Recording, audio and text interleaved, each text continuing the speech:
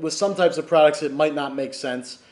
If you're selling a pineapple corer, let's say, I know it's a physical product, and most of you are interested in electronic digital products, information products. Let's just use a pineapple corer as an example. It's a specific tool. I'm not even sure if it's called a pineapple corer, but there's a specific tool that once you cut the top off a pineapple, you could just scoop in. It takes the core out. It cuts the pineapple in a nice, like in those ring shapes, and that's all it does. Well, you could possibly get creative and figure out another use for that, but that is possibly all that a pineapple corer does, is to just cut a pineapple. That's all it does. It's one specific use. So in that case, maybe some of what I'm saying doesn't apply. For a potato peeler, you can come up with different uses for potato peelers. They can peel different types of things. Of course, there are certain tools that are specific for one purpose and one purpose only. But with a lot of information products, there could be different applications. And suppose you're selling an information product and you've got like a motivational component to it where you're encouraging people to go out and get some results and take action. There's always a component of that to every course. Well, one of the added benefits or features that you could point out later down the road in your sequence is that not only does your product teach you how to do this one particular type of service, but it also teaches you some life things that you can apply to all areas of your life. And you can kind of point that out and make it make sense in your sequence. And then they might buy their product just for that. So any of these different uses is a powerful way to get new people to buy your product who might not have been interested for the other uses, but now you're pointing out, oh, it does this again.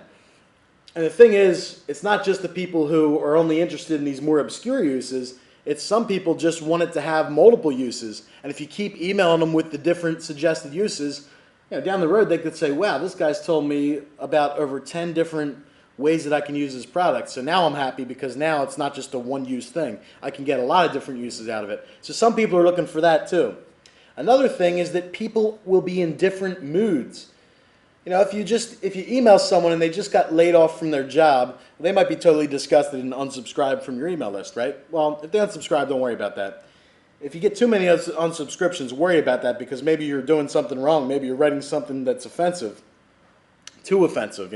It's okay to be controversial sometimes, but you don't want to be too controversial for your market. You got to make your own decision. So if you have an unnatural amount of unsubscriptions, you want to pay attention to that. But from time to time, people are going to unsubscribe. But people are in different moods. If somebody just, if their spouse just left them, or they just got fired from their job, or maybe their kids just got suspended at school, or maybe somebody just broke into their house or crashed their car. If something bad happened to them, they're in a bad mood. Even if they're one of your best candidates, your best prospects, there's a good chance they might not be in a good enough mood to buy your course or your product or your service. They could just kind of ignore the email, even if that was hitting their one little hot button that was going to cause them to buy. On the flip side, there's some people that are constantly in a bad mood, and sometimes they're actually in a good mood. So if you increase the frequency of your emails by having a lot of different sequences, then you're increasing the probability that you're going to catch someone when they're in the right mood, at the right time, at the right readiness phase. And here's the other thing. People will be in different readiness phases. I talked about the 7 prospect readiness phases earlier in this course. Well, that applies here too. I just want to make the cross connection for you, is when you're hitting the hot buttons, a few things have to fall into place. You got to email someone when they're in the right mood, because they could be in a horrible mood. You got to email them when they're ready to buy it. Now, of course, the way that you structure it, the way you write the email, the way you write the sales letter, that is designed to escalate them, to make them more ready, or to get them ready sooner. If you can convince them that they're ready now, then they become ready now.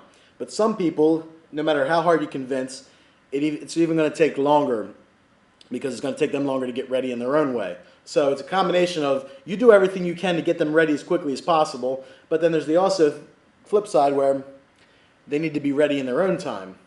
Some people, you can write emails, you can write the sales copy, you can get them ready instantly just by writing the right words.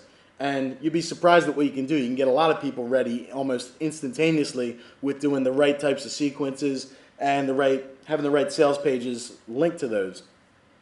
But people are in different moods, they're in different readiness phases. You want to increase the amount of emails going out so that you follow up with people enough to catch them at the right place, in the right time, with the right mindset, so they're going to be interested in your products. And you do this by hitting different hot buttons, pointing out different features, different benefits, because people buy for various reasons.